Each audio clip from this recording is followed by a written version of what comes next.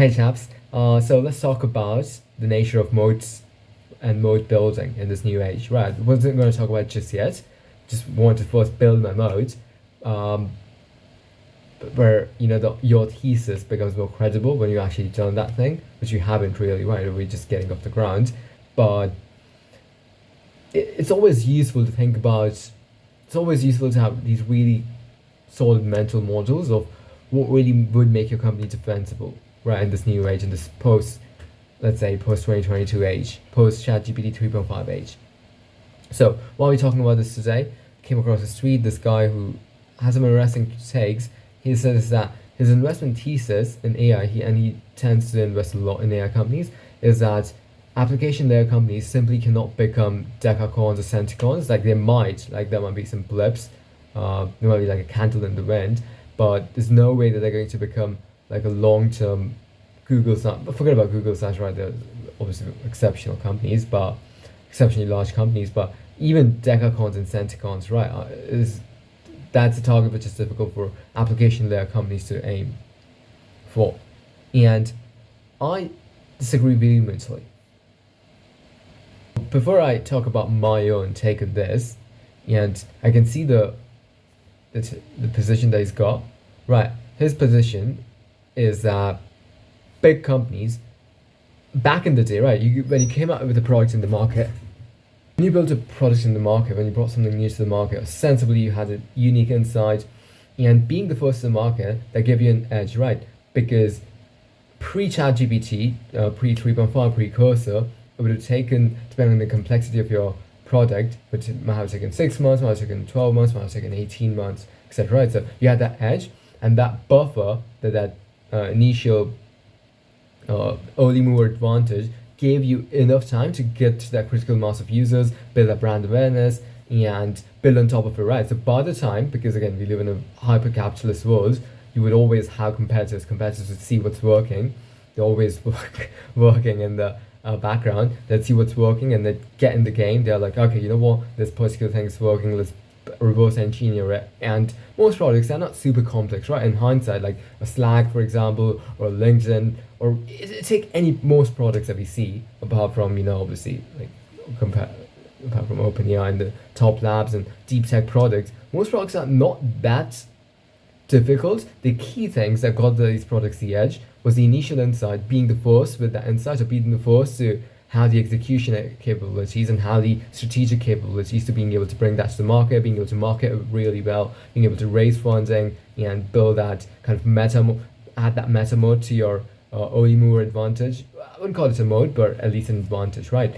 And so all of these things would come together to give you the edge, and for you to kind of at least have 6 to 18 months for you to gain that market, capture the market, right? And then hopefully get acquired in the next 3 to 5 years, or on the way to an IPO. What's changed in the last 3 years is product development cycles have accelerated considerably. So having a unique insight, it still matters a lot, right? And having that execution capability and strategic insight matters a ton. But in a way, the playing field has become a lot more level right. So intelligence used to be one of the biggest modes back in the day. Now you almost have a lot of your thinking, right? A lot of the lower level thinking, you can offload it to your ChatGPT, while you operate in the realm of those really high leverage ideas that give you the continued edge, right? That continue to help you build on top of your early movers advantage. But, so key thing, what's happened now is that if you bring something to the market, and we've seen this so often now, right? If you bring something new to the market, some competitor, they might be able to clone this, right? We've been hearing about Slack being cloned in a matter of days, right? So most most products, they don't have early mover advantage of the moat anymore. Like you need to have additional things on top of it for you to be a real serious contender in the marketplace. So, as someone who's building a startup, actually, I say it's an end-to-end vision. So I guess I'll say one startup. Someone who's building something that I hope operates at the level of impacting a billion users, a couple of billion users, maybe more. And assuming an average value of $100 per user, right? A Centicon company, that's anything less than that would constitute failure for just how grand these visions are and what they can do for the world, right, and for people. So I tend to think a lot about what does it take to win in this new world. A lot of the principles stay the same, right? Like, you got to be on point. You got to, like, speed is the most important mode. Speed of innovation, speed of execution, that intensity, that boiling, that paranoia, right? That there's a competition right at your tail, right at your heels, and they are going to destroy you if you don't keep on working and if you don't keep on outworking. Strategic brilliance, that's great. You gotta have that. That's like table stakes. On top of it, you've got to really, absolutely got to be on top of everything and drive it with every single atom of your being. And so if you don't have that, you just not gonna make it, right? But that's just, again, that's part of the table stakes. What's happening is that we're entering what I call the era of consolidation, and we're already seeing these, right? Like, a lot more money is being poured into later stage startups. So the VC landscape, the investment landscape has been changing radically. And the thesis, I think the underlying thesis a lot of companies have, is that the winners, post-Age GAI, winners are going to consolidate, right? And the landscape is going to become a lot more concrete rather than liquid. A lot of the assumptions that people had back in the day, back before we really got ChatGPT, was that it would make the landscape a lot more liquid. It hasn't happened. It would just, like, you just had to think forward, and you just had to look at human dynamics, company building dynamics, capitalist dynamics, and you would have been able to converge at this conclusion that consolidation is going to be the name of the game, right? I mean, you just had to run with this particular insight that if you can build AGI or AGI equivalent, right, that gives you an edge in being able to build up products rapidly.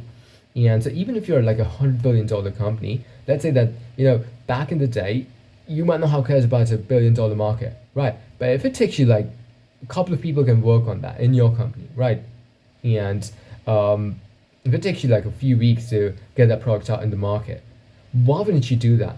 And also, it comes back to the data game, right? Like, users would obviously love to have like everything being consolidated, privacy concerns, and dependence concerns notwithstanding. So the era of consolidation is beginning, and it's only going to increase in pace. In a way, like, the most important mode, and this used to be the case back in the day too, right? Like, if you were building something in the, I don't know, it's like, it's so funny. Like, if you build something in the 1980s, 70s, you need to have at least some capital to be able to build something meaningful. Then we democratized access to technology. We had Stripe, we had development tools and all of that, and we at this point where the ease to build is at the highest, but the odds of building a company which is worth $1 billion are at the very lowest, right? Not just because of the competition from the playing field being open to everyone, but also the competition, mostly because of the competition from the bigger players, right?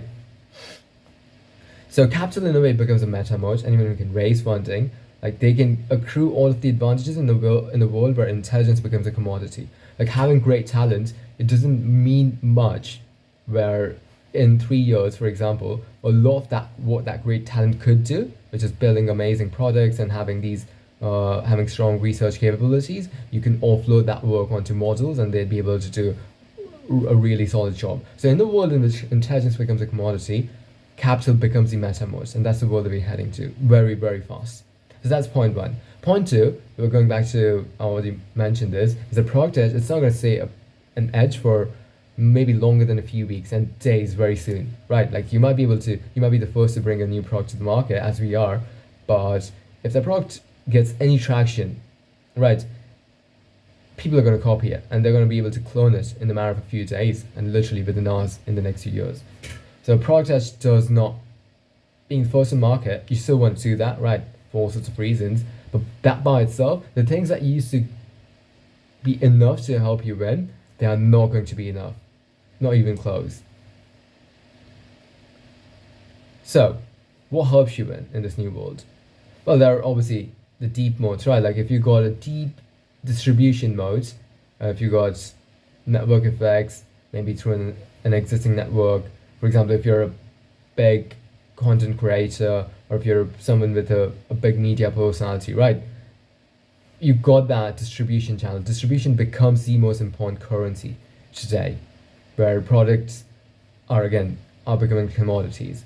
So in that case, of the two things that matter when it comes to building a billion-dollar company, one is building something, two is marketing it and getting in the hands of users and having them pay for it. Right. If thing one becomes less important, which is product building, right, you still obviously need to build an amazing product. In fact, the bar of what a good product is has been going higher and higher, as it should, right? When products become easier to build, like you obviously, and because of the increased competition, there's always going to be that people will be looking at things on the edges and the margins that they can do to improve the user experience, improve the design, improve various elements of the product, right? So product, but when that becomes a commodity, because to a large degree that is going to become a commodity, then the distribution, the marketing, the branding, all of those sort of things, right? User relationships, all of those sort of things become super paramount. And super critical. And so that's the role that we're heading to. So that's one. The other one is deep capital reserves, right? Because capital reserves is basically access to tokens. Access to tokens is access to intelligence, cheap intelligence. And that is access to, well, cheap labor, right? Intelligence is labor. And that's access to being able to build products, being able to outcompete people who might have been building something to compete against your current suite of products, right? So for example, if you've got 3 products and let's say someone else is building a product that could be a part of your ecosystem, but it's not yet, right? And their product is getting a lot of traction, you could literally, instead of having to buy them, instead of having to compete with them, you could just add that product in your product suite. And this is what obviously all of the big companies are doing. Even small, medium-sized companies are doing this. You could just add that within a matter of a few weeks, and there you go. You've got something. You've got a much more powerful ecosystem. So these again, ecosystems are going to have this consolidatory dynamic to them too. So that's one. Then there's a deep technical mode, right? So if you've got domain expertise in something, like material science, right now our models are nowhere close to being able to do world-class research. They might be able to do like, average university student class of research, but they're nowhere close to being able to do world-class research. So if you've got a team of, if you're able to assemble an Avengers team of, let's say, the best roboticists or the best material scientists, right?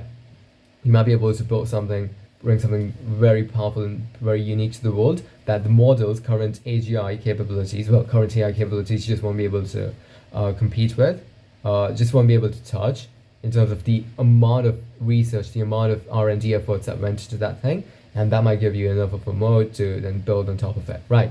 Yeah, then again, virtuous cycle can come into play, as they usually tend to do for companies of this sort. So those are the main ways that you could build, right? Application layer companies, to the point that this guy made, how can they win, right? And this is how we're obviously want to talk about how we are thinking about this at Alinity and Decovist, because I don't like to call ourselves as application layer companies. It's just such a silly, and the wrapper on OpenAI, that's just a silly, stupid. First of all, we're not a wrapper on OpenAI right now. We're using various model providers. Like in Decovist, we'll probably be using within a few months like hundreds of different models. But you still kind of rely on other companies' models, right? So I don't want to obviously diminish that particular fact. How can you win? How can you build a $10 billion, $100 billion company? Because winning can mean different things for different people. For some, building a $10 million startup could be winning. For us, that would constitute the most abject failure, right? So again, how do you build a company that can get to 10 billion, 20 billion, 30 billion, right, beyond? That's a framing that I take to this particular question. So there's short-term winning and there's long-term winning. In the short term, obviously, we've got really good product taste. We've got really good product taste. We've got built something really, really amazing, even if I say so myself, right? Like, we are adding LNT P2 and P3 to the LNT ecosystem. We're just working on that, planning to release that before the 1st of January. And these products are just so amazing, right? The products are unique and the entire ecosystem is unique, and we'll talk about, in detail on some other call, on some other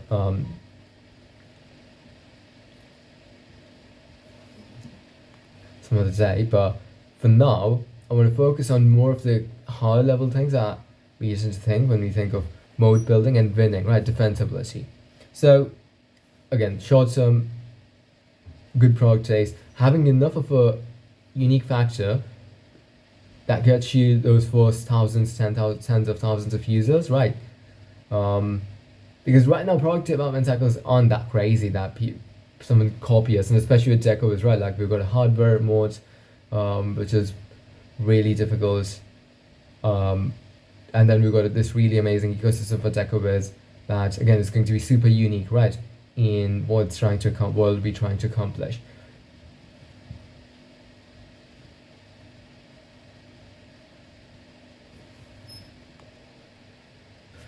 Yeah, so going back to his thesis, he thinks that there's not enough time for a company, for an application company, because changes are happening rapidly at the moment, right? And when you're building a business, you got to have at least some of stability, right? That's been the assumption, at least up until now. And so his whole take, and it's been getting a lot of people talking, is that there's just not enough stability because things are moving at this most rapid click that you'd be able to build a business, like a proper business that can really stand tall for an appreciable amount of time, right? So that's his take. I disagree for all sorts of reasons, and he thinks that the only three kinds of companies that are going to do meaningfully well in this new world are obviously model companies, foundational model companies, pick and shovels companies, NVIDIAs and ARMs of the world, and physical companies, hardware companies, right? So the Figures of the world, the Andurils of the world, etc., etc.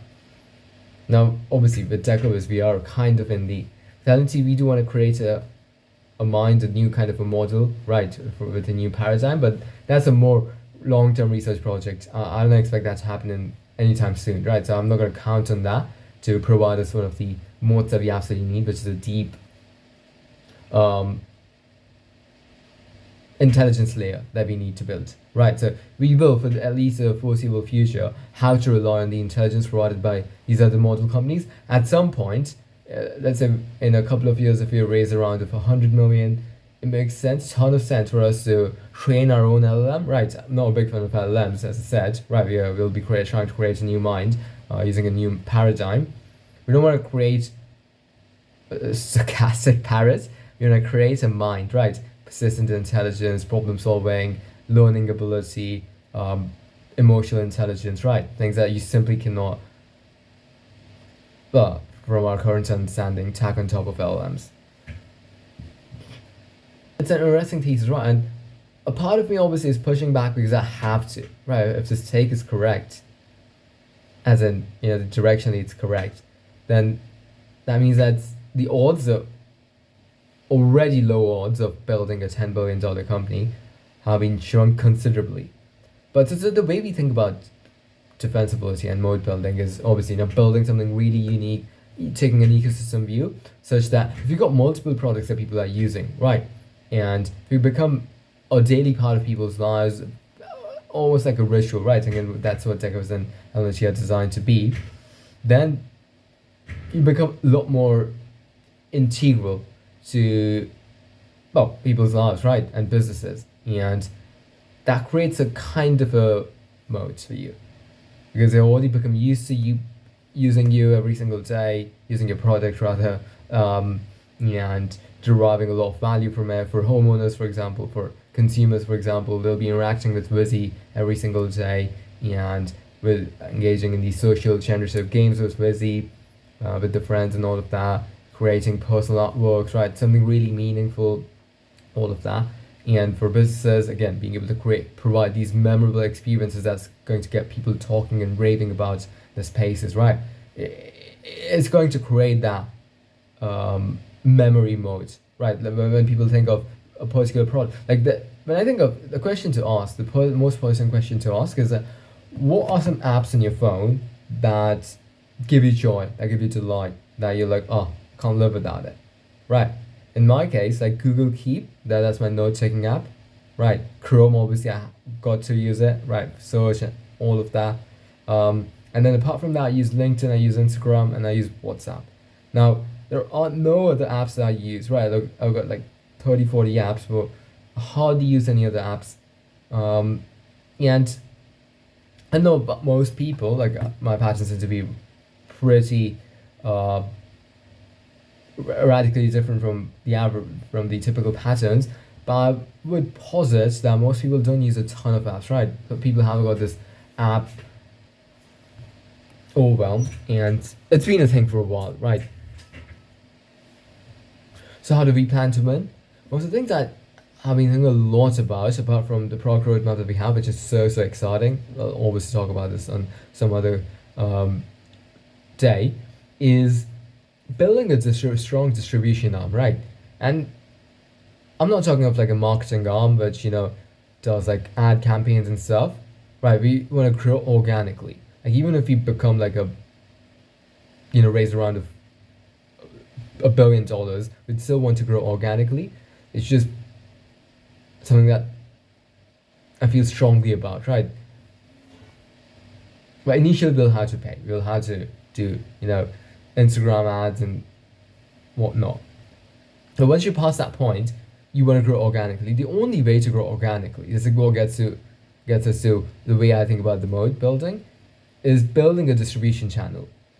And in our case, like I'm a big sci-fi fan, and with Decovis, because of the very nature of it, right, the platform that we're building and the philosophy behind it, building a Decovis studio is such a neat fit with our longer term thesis, right, with what we're trying to do there. And so I've been working a lot on this. Probably within a year, we want to launch this Decovis Studios, where we'll be publishing these really compelling, really thought-provoking sci-fi stories, done in a really unique way, right? With a unique bend. Some of these can be interactive. They'll be combining elements of books and video games and movies, right? And these will be interactive. So we'll be able to deliver these amazing experiences for people, and that's going to hopefully get us to the point where millions of people will become fans of it, right? And that gives you that I wouldn't call it a cult following. That gives you really solid following, and gives you that distribution channel to get into. Then we're going to be pretty niche in the kind of content that we want to do, right?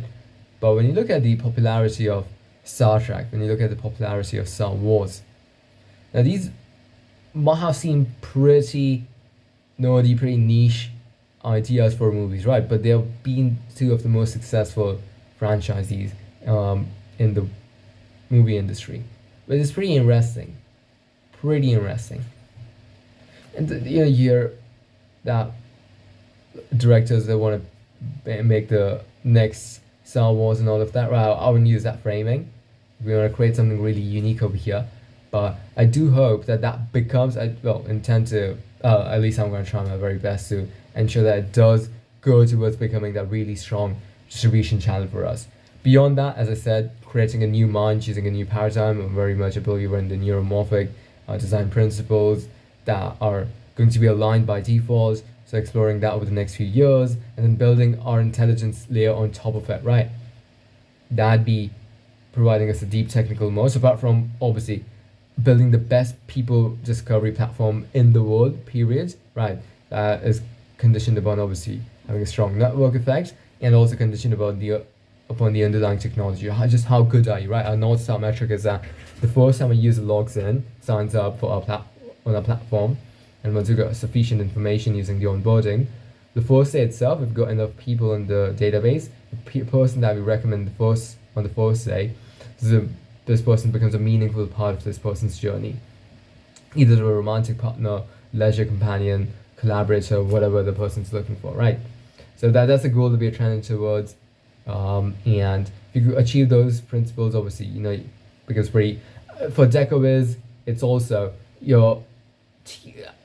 in that frame becomes a conduit to people's desired emotional states, right? And these amazing generative experiences, social experiences, fun, play, art, creativity, connection, all of that. And so people are going to associate those high level emotions and states with their experience with the Decovers platform. So again, that's going to create this deep bond between the user and what we are doing. So I hope that becomes one of the more prominent modes. Beyond that, obviously continuing to innovate rapidly, continuing to execute, right? Being paranoid, the default principles are. That's so true, even in this age. But beyond that, as I said, right, we've got these really unique angles that'll hopefully allow us to build something that can last for decades and decades. The goal with these two companies is that they last for at least 50 years, at least, I don't want to say 100 years because that sounds a bit silly, but at least 50 years, right? And impacting billions of people and making the end point, right? The highest culmination of this would be bringing a lot of joy and wonder and beauty and love and passion and excitement to the world through these different mediums, which are again both are converging to the same point. With LNC, the mission being the best people connection platform, people connection being connection from scratch and connecting you more deeply and connecting you with yourself, right? Like if we do accomplish that particular North Star ideal, then everything else will take care of itself. With Decovers, it's about building the ultimate platform for self-expression and creativity and personalized and storytelling. Again, if you accomplish that, they'll go a long way towards accomplishing the impacting a billion users goal. So that's the hope. I'll leave it at that for today. I'll catch you guys soon then. Take care.